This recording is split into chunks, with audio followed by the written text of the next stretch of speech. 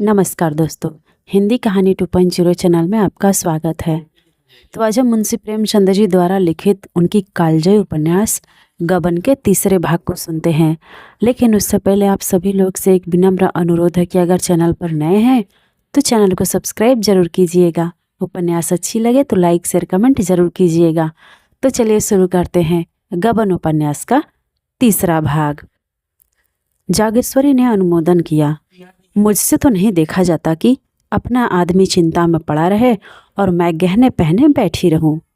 नहीं तो आज मेरे पास भी गहने न होते। एक एक करके सब निकल गए। विवाह में 5,000 से कम का चढ़ावा नहीं गया था, मगर 5 ही साल में सब स्वाहा हो गया। तब से एक छल्ला बनवाना भी नसीब न हुआ। दयानाथ जोर देकर बोले, शर्म करने का यह अवसर नहीं है, इन्हें मांगना पड़ेगा। रमानाथ ने झेपते हुए कहा, मैं तो मांग ही नहीं सकता, कहिए उठा लाऊं। यह कहते कहते लज्जा, क्षोभ और अपनी नीचता के ज्ञान से उसकी आंखें सजल हो गई। दयानाथ भौचक होकर बोले, उठा लाओगे उससे छिपाकर? रमानाथ ने तीव्र कंठ से कहा, और आप क्या समझ रहे हैं? दयानाथ ने माथे पर हाथ रख लिया और एक क्षण के बाद आहत कंठ से बोले, नहीं, मैं ऐसा न करने दूंगा। मैंने छल कभी नहीं किया है और नहीं कभी करूँगा, वह भी अपनी बहू के साथ। छी छी, जो काम सीधे से चल सकता है उसके लिए यह फरेब कहीं उसकी निगाह पड़ गई तो? समझते हो वह तुम्हें दिल में क्या समझेगी? मांग लेना इससे कहीं अच्छा है। रमानाथ बोले, आपको इससे क्या मतलब? मुझसे चीज़ें ले लीजिएगा, मगर जब आप जानते थे यह नौबत आएगी तो इतने जेवर ले जाने की जरूरत ही क्या थी? व्यर्थ की विपत्ति मोल ली। इससे कई लाख गुना अच्छा था कि आसानी से जितना ले जा सकते उतना ही ले जाते। उस भोजन से क्या लाभ कि पेट में पीड़ा होने लगे। मैं तो समझ रहा था कि आपने कोई मार्ग निकाल लिया होगा। मुझे क्या मालूम था कि आप मेरे सिर यह मुसीबतों की टोकरी पटक देंगे, वरना मैं उन चीज़ों को कभी न ले जाने देता। दयानाथ कुछ लज्जित होकर बोले, इतने पर भी चंद्रहार न होने से वहाँ हाय हाय तौबा मच गई थी। रमानाथ बोले, उस हाय तौबा से हमारी क्या हानि हो सकती थी? जब इतना करने पर भी हाय तौबा मच ही गई तो मतलब भी तो पूरा न हुआ। उधर बदनामी हुई, इधर यह आफत सिर आई। मैं यह नहीं दिखाना चाहता कि हम इतने फटे हाल हैं। चोरी हो जाने पर तो सब्र करना ही पड़ेगा। दयानाथ चुप हो गए। उस आवेश में रमा ने उन्हें खूब खरी खोटी सुनाई और वह चुपचाप सुनते रहे। आखिर जब न सुना गया तो उठकर पुस्तकालय चले गए। यह उनका नित्य का नियम था। जब तक 2-4 पत्रिकाएं न पढ़ लें उन्हें खाना न हजम होता था। उसी सुरक्षित गढ़ी में पहुंचकर घर की चिंताओं और बाधाओं से उनकी जान बचती थी। रमा भी वहां से उठा, पर जालपा के पास न जाकर अपने कमरे में गया। उसका कोई कमरा अलग तो था ही नहीं, एक ही मर्दाना कमरा था। इसी में दयानाथ अपने दोस्तों से गपशप करते, दोनों लड़के पढ़ते और रमा मित्रों के साथ शतरंज खेलता। रमा कमरे में पहुंचा तो दोनों लड़के ताश खेल रहे थे। गोपी का 13वां साल था, विश्वंभर का 9वां। दोनों रमा से थरथर कांपते थे। रमा खुद खूब अपने ताश और शतरंज खेलता, पर भाइयों को खेलते देखकर हाथ में खुजली होने लगती थी उसके। खुद चाहे दिन भर सैर सपाटे किया करे, मगर क्या मजाल कि भाई कहीं घूमने निकल जाए। दयानाथ खुद कभी लड़कों को नहीं मारते, अवसर मिलता तो उनके साथ खेलते थे। उन्हें कनकौवे उड़ाते देखकर उनकी बाल प्रकृति सजग हो जाती थी। 2-4 पेंच लड़ा देते। बच्चों के साथ कभी कभी गुल्ली डंडा भी खेलते थे। इसलिए लड़के जितना रमा से डरते उतना ही पिता से प्रेम करते थे। रमा को देखते ही लड़कों ने ताश को टाट के नीचे छिपा दिया और पढ़ने लग गए। सिर झुकाए चपत की प्रतीक्षा कर रहे थे, पर रमानाथ ने चपत नहीं लगाई। मोढ़े पर बैठकर गोपीनाथ से बोला, तुमने भंग की दुकान देखी है ना नुक्कड़ पर? गोपीनाथ प्रसन्न होकर बोला, हाँ देखी है, क्यों नहीं। जाकर 4 पैसे का माजून ले लो, दौड़े हुए आना। हाँ, हलवाई की दुकान से आधा सेर मिठाई भी लेते आना। यह रुपया लो। कोई 15 मिनट में रमा ये दोनों चीज़ें ले जालपा के कमरे की ओर चला। रात के 10 बज गए थे। जालपा खुली हुई छत पर लेटी हुई थी। जेठ की सुनहरी चांदनी में सामने फैले हुए नगर के कलश, गुंबद और वृक्ष स्वप्न चित्रों से लगते थे। जालपा की आंखें चंद्रमा की ओर लगी हुई थी। उसे ऐसा मालूम हो रहा था मैं चंद्रमा की ओर उड़ी जा रही हूँ। उसे अपनी नाक में खुश्की, आंखों में जलन और सिर में चक्कर मालूम हो रहा था। कोई बात ध्यान में आते ही भूल जाती और बहुत याद करने पर भी याद न आती थी। एक बार घर की याद आ गई, रोने लगी। एक ही क्षण में सहेलियों की याद आ गई, हंसने लगी। सहसा रमानाथ हाथ में एक पोटली लिए मुस्कुराता हुआ आया और चारपाई पर बैठ गया। जालपा ने उठकर पूछा, पोटली में क्या है? रमानाथ बोले, बुझ जाओ तो जानो। जालपा बोली, हंसी का गुलगप्पा है। यह कहकर वह हंसने लगी। रमानाथ बोले, मतलब? जालपा बोली, नींद की गठरी होगी। रामानाथ फिर बोले, इसका क्या मतलब हुआ?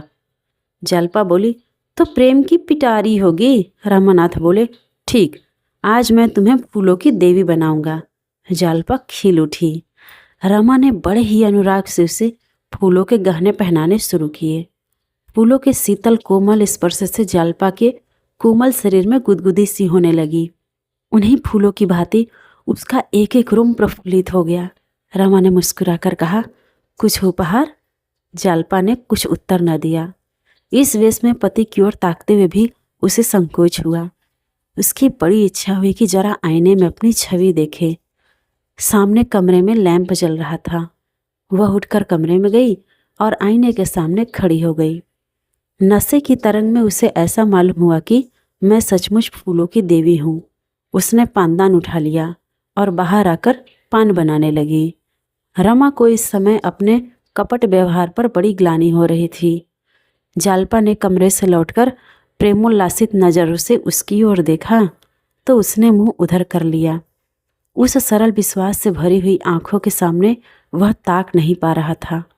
उसने सोचा, मैं कितना बड़ा कायर हूँ। क्या मैं बाबूजी को साफ साफ जवाब न दे सकता था? मैंने हामी ही क्यों भरी? जालपा से घर की दशा साफ साफ कह देना मेरा कर्तव्य न था। उसकी आंखें भर आई। जरा मुंडेर के पास खड़ा हो गया। प्रणय के उस निर्मल प्रकाश में उसका मनोविकार किसी भयंकर जंतु की भांति घूरता हुआ सा दिखाई पड़ रहा था। उसे अपने ऊपर इतनी घृणा हुई कि एक बार जी में आया सारा कपट व्यवहार खोल दूं, लेकिन संभल गया। कितना भयंकर परिणाम होगा। जालपा की नज़रों से फिर जाने की कल्पना ही उसके लिए असह्य थी। जालपा ने प्रेम सरस नज़रों से देखकर कहा, मेरे दादाजी तुम्हें देखकर गए और अम्मा जी से तुम्हारा बखान करने लगे, तो मैं सोचती थी कि तुम कैसे होगे। मेरे मन में तरह तरह के चित्र आते थे। रमानाथ ने एक लंबी सांस खींची, कोई जवाब नहीं दिया। जालपा ने फिर कहा, मेरी सखियां तुम्हें देखकर मुग्ध हो गई थी। शहजादी तो खिड़की के सामने से हटती ही न थी। तुमसे बातें करने की उसकी बड़ी इच्छा थी। जब तुम अंदर गए थे तो उसी ने तुम्हें पान के बीड़े दिए थे, याद है? रमा ने कोई जवाब न दिया। जालपा बोली, अजी वही जो रंग रूप में सबसे अच्छी थी, जिसके गाल पर एक तिल था। तुमने उसकी ओर बड़े प्रेम से देखा था। बेचारी लाज के मारे गड़ गई थी। मुझसे कहने लगी, जीजा तो बड़े रसिक जान पड़ते हैं। सखियों ने उसे खूब चिढ़ाया। बेचारी रुआंसी हो गई, याद है? रमा ने मानो नदी में बहते हुए कहा, मुझे तो याद नहीं आता। जालपा बोली, अच्छा, अब की चलोगे तो दिखा दूंगी। आज तुम बाजार की तरफ गए थे कि नहीं? रमा ने सिर झुकाकर कहा, आज तो फुर्सत नहीं मिली। जालपा बोली, जाओ, मैं तुमसे नहीं बोलूंगी। रोज हिले हवाले करते हो। अच्छा, कल ला दोगे ना? रमानाथ का कलेजा महसूस उठा। यह चंद्रहार के लिए इतनी विकल हो रही है, इसे क्या मालूम कि दुर्भाग्य इसका सर्वस्व लूटने का सामान कर रहा है। जिस सरल बालिका पर उसे अपने प्राणों को न्यौछावर कर देना चाहिए था, उसी का सर्वस्व अपहरण करने पर वह तुला हुआ है। वह इतना व्यग्र हुआ कि जी में आया कोठे से कूदकर प्राणों का अंत कर दे। आधी रात बीत चुकी थी। चंद्रमा चोर की भांति एक वृक्ष की आड़ से झांक रहा था। जालपा पति के गले में हाथ डाले हुए निद्रा में मग्न थी। रमा मन में विकट संकल्प करके धीरे से उठा, पर निद्रा की गोद में सोए हुए पुष्प प्रदीप ने उसे अस्थिर कर दिया। वह एक क्षण खड़ा मुग्ध नजरों से जालपा के निद्रा विहसित मुख की ओर देखता रहा। कमरे में जाने का साहस न हुआ, फिर लेट गया। जालपा ने चौंक कर पूछा, कहाँ जाते हो? क्या सवेरा हो गया? रमानाथ बोले, अभी तो बड़ी रात है। जालपा बोली, तो तुम बैठे क्यों हो? रमानाथ बोला, कुछ नहीं, जरा पानी पीने उठा था। जालपा ने प्रेमातुर होकर रमा के गले में बाहें डाल दी और उसे सुलाकर कहा, तुम इस तरह मुझ पर टोना करोगे तो मैं भाग जाऊंगी। न जाने किस तरह ताकते हो, क्या करते हो, क्या मंत्र पढ़ते हो कि मेरा मन चंचल हो जाता है। बासंती सच कहती थी, पुरुषों की आंखों में टोना होता है। रमा ने फटे हुए स्वर में कहा, टोना नहीं कर रहा हूँ, आंखों की प्यास बुझा रहा हूँ। दोनों फिर सोए, एक उल्लास में डूबी हुई, दूसरा चिंता में मगन। 3 घंटे और गुजर गए। द्वादशी के चांद ने अपना विश्व दीपक बुझा दिया। प्रभात की शीतल समीर प्रकृति को मद के प्याले पिलाती फिरती थी। आधी रात तक जागने वाला बाजार भी सो गया। केवल रमा अभी तक जग रहा था। मन में भांति भांति के तर्क बेतर्क उठने के कारण वह बार बार उठता और फिर लेट जाता था।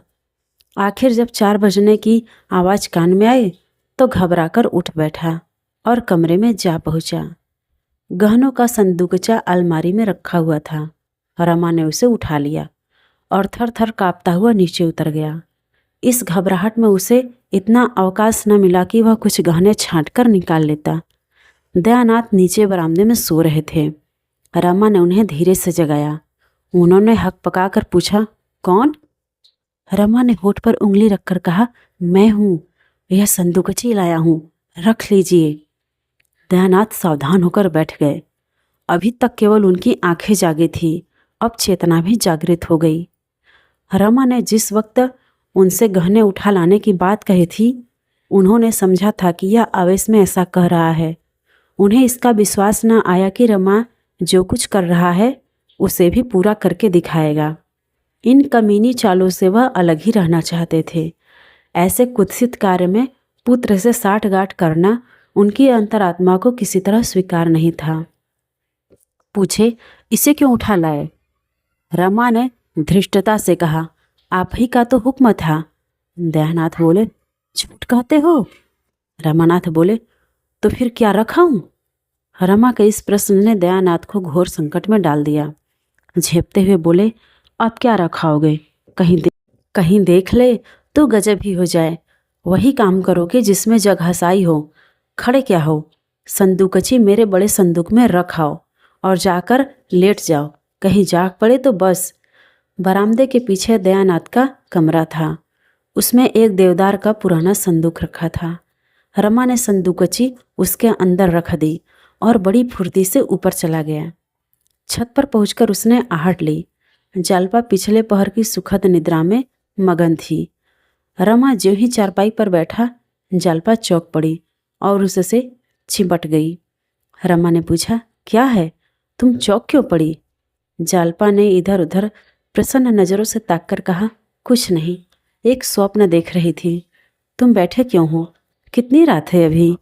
रमा ने लेटते हुए कहा, सवेरा हो रहा है। क्या स्वप्न देख रही थी तुम? जालपा ने कहा, जैसे कोई चोर मेरे गहनों की संदूकची उठाए लिए जाता हो। रमा का हृदय इतने में जोर से धक धक करने लगा, मानो उस पर हथौड़े पड़ रहे हों। खून सर्द हो गया, परंतु संदेह हुआ, कहीं इसने मुझे देख तो नहीं लिया। वह जोर से चिल्ला पड़ा, चोर चोर! नीचे बरामदे में दयानाथ भी चिल्ला उठे, चोर चोर! जालपा घबरा कर उठी, दौड़ी हुई कमरे में गई। झटके से अलमारी खोली, संदूकची वहां न थी। मूर्छित होकर गिर पड़े। सवेरा होते ही दयानाथ गहने लेकर सर्राफ के पास पहुंचे और हिसाब होने लगा। सर्राफ के 1500 रुपये आते थे, मगर वह केवल 1500 रुपये के गहने लेकर संतुष्ट न हुआ। बिकी हुई चीज़ कौन वापस लेता है? रोकड़ पर दिए होते तो दूसरी बात थी। इन चीज़ों का तो सौदा हो चुका था। उसने कुछ ऐसी व्यापारिक सिद्धांत की बातें की दयानाथ को कुछ ऐसा शिकंजे में कसा कि बेचारे को हाँ हाँ करने के सिवा और कुछ नहीं सूझा। दफ्तर का बाबू चतुर दुकानदार से क्या पेश पाता। 1500 रुपये में 2500 रुपये के गहने भी चले गए, ऊपर से 50 रुपये और बाकी रह गए। इस बात पर पिता पुत्र में कई दिन खूब वाद विवाद हुआ। दोनों एक दूसरे को दोषी ठहराते रहे। कई दिनों तक आपस में बोलचाल बंद रही, मगर इस चोरी का हाल गुप्त रखा गया। पुलिस को खबर हो जाती तो भंडा फट जाने का भय था। जालपा से यही कहा गया कि माल तो मिलेगा नहीं, व्यर्थ का झंझट भले ही होगा। जालपा ने भी सोचा, जब माल ही नहीं मिलेगा तो रपट व्यर्थ क्यों की जाए। जालपा को गहनों से जितना प्रेम था उतना कदाचित संसार की किसी और वस्तु से नहीं था। और उसमें आश्चर्य की कौन सी बात थी। जब वह 3 वर्ष की अबोध बालिका थी, उस वक्त उसके लिए सोने के चूड़े बनवाए गए थे। दादी जब उससे गोद में खिलाने लगती तो गहनों की ही चर्चा करती। तेरा दूल्हा तेरे लिए बड़े सुंदर गहने लाएगा, ठुमक ठुमक कर चलेगी। जालपा पूछती, चांदी के होंगे कि सोने के दादी जी? तो दादी कहती, सोने के होंगे बेटी, चांदी के क्यों लाएगा? चांदी के लाए तो तुम उठाकर उसके मुंह पर पटक देना।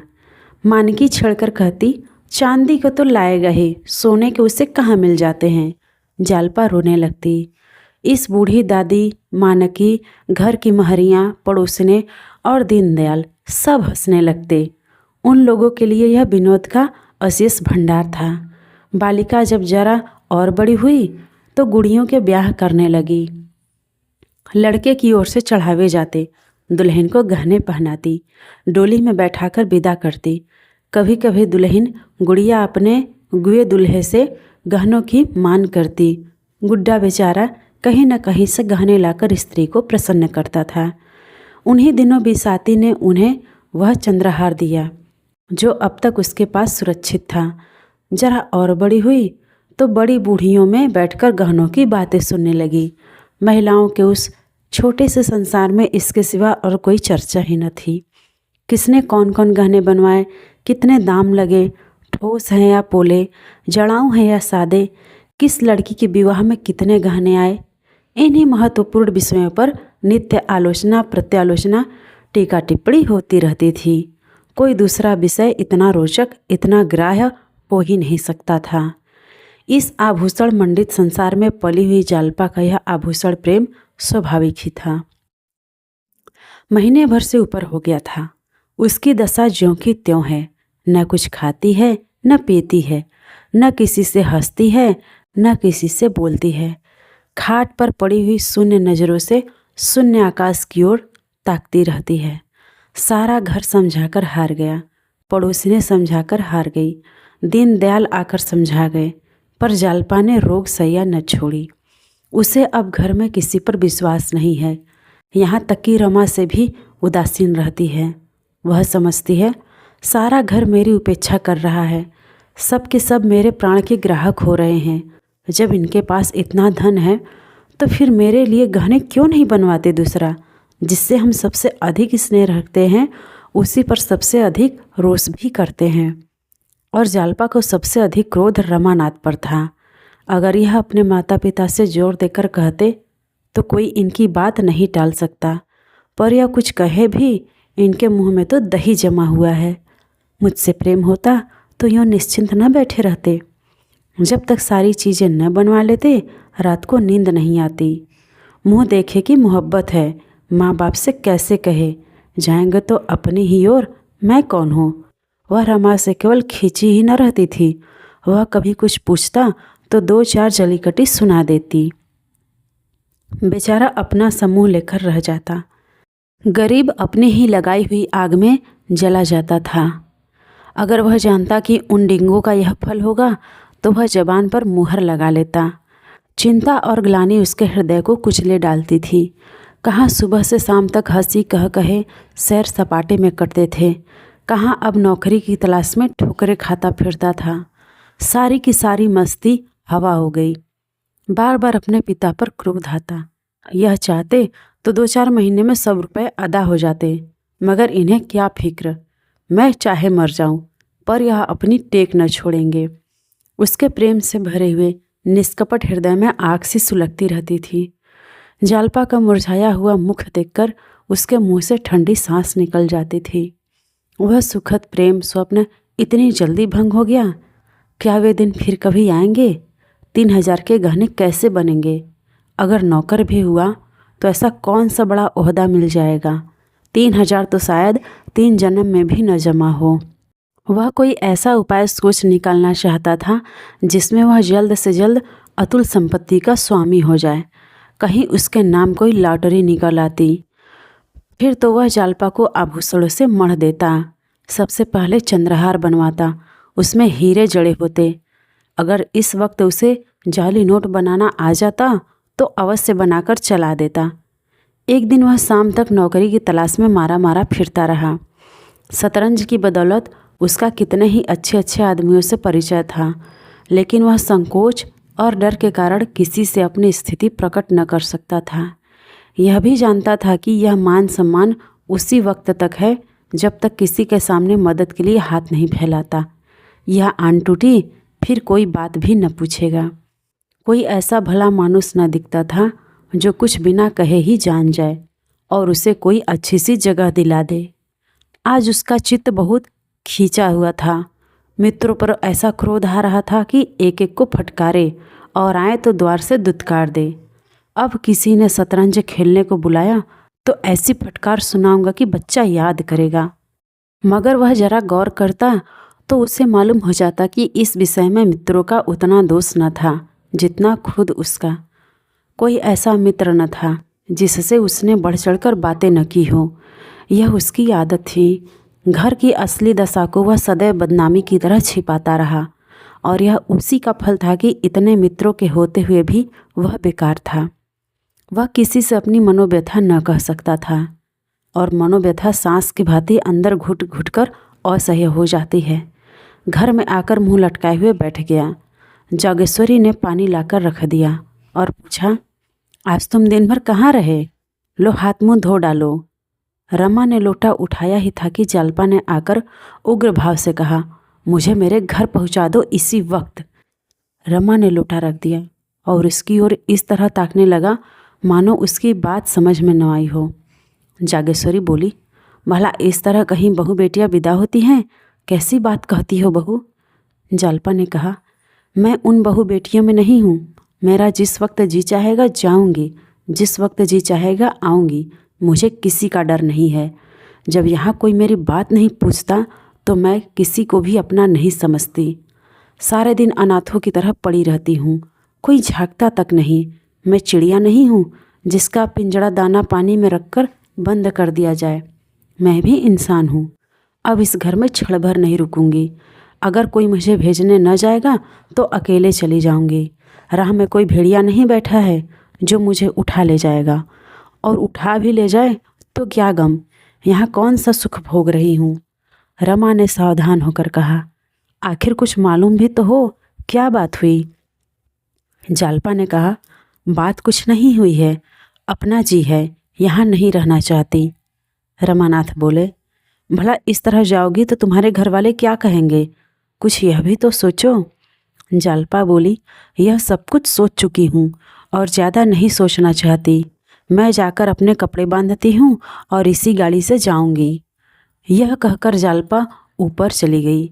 रमा भी पीछे पीछे यह सोचता हुआ चला, इसे कैसे शांत करूँ।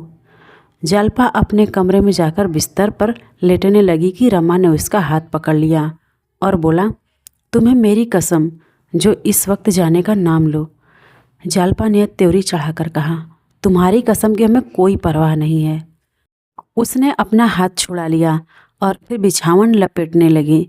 रमा खिसियाना सा होकर एक किनारे खड़ा हो गया। जालपा ने बिस्तर बंद से बिस्तरे को बांधा और फिर अपने संदूक को साफ करने लगी, मगर अब उसमें वह पहले सी तत्परता न थी। बार बार संदूक बंद करती और खोलती। वर्षा बंद हो चुकी थी, केवल छत पर रुका हुआ पानी टपक रहा था। आखिर वह उसी बिस्तर के बंडल पर बैठ गई और बोली, तुमने मुझे कसम क्यों दिलाई? रमा के हृदय में आशा की गुदगुदी हुई। बोला, इसके सिवा मेरे पास तुम्हें रोकने का और क्या उपाय था? जालपा बोली, क्या तुम चाहते हो कि मैं यहीं घुट घुट कर मर जाऊं? रमानाथ बोले, तुम ऐसे मनहूस शब्द मुंह से क्यों निकालती हो? मैं तो चलने को तैयार हूँ। न मानोगी तो पहुंचाना ही पड़ेगा। जाओ, मेरा ईश्वर मालिक है, मगर कम से कम बाबूजी और अम्मा से पूछ लो। अब बुझती हुई आग में तेल पड़ गया। जालपा तड़प कर बोली, वह मेरे कौन होते हैं जो उनसे पूछूं? रमानाथ बोले, कोई नहीं होते। जालपा बोली, कोई नहीं, अगर कोई होते तो मुझे यूं न छोड़ देते। रुपये रखते हुए कोई अपने प्रियजनों का कष्ट नहीं देख सकता। ये लोग क्या मेरे आंसू न पोंछ सकते थे? मैं दिन के दिन यहाँ पड़ी रहती हूँ। कोई झूठो भी पूछता है भला? मोहल्ले की स्त्रियाँ मिलने आती हैं, कैसे मिलूं? यह सूरत तो मुझसे नहीं दिखाई जाती। न कहीं आना न जाना, न किसी से बातचीत। ऐसे कोई कितने दिन रह सकता है? मुझे इन लोगों से अब कोई आशा नहीं रही। आखिर 2 लड़के और भी तो हैं, उनके लिए भी कुछ जोड़ेंगे कि तुम ही को दे दें? रमा को बड़ी बड़ी बातें करने का फिर अवसर मिला। वह खुश था कि इतने दिनों के बाद आज उसे प्रसन्न करने का मौका मिला। तो बोला, प्रिय, तुम्हारा ख्याल बहुत ठीक है। जरूर यही बात है, नहीं तो 2,500-3 हजार उनके लिए क्या बड़ी बात थी। 50,000 बैंक में जमा है। दफ्तर तो केवल दिल बहलाने जाते हैं। जालपा बोली, मगर हैं मक्खी चूस पल्ले सिरे के। रमानाथ बोले, मक्खी चूस ना होते तो इतनी संपत्ति कहाँ से आती?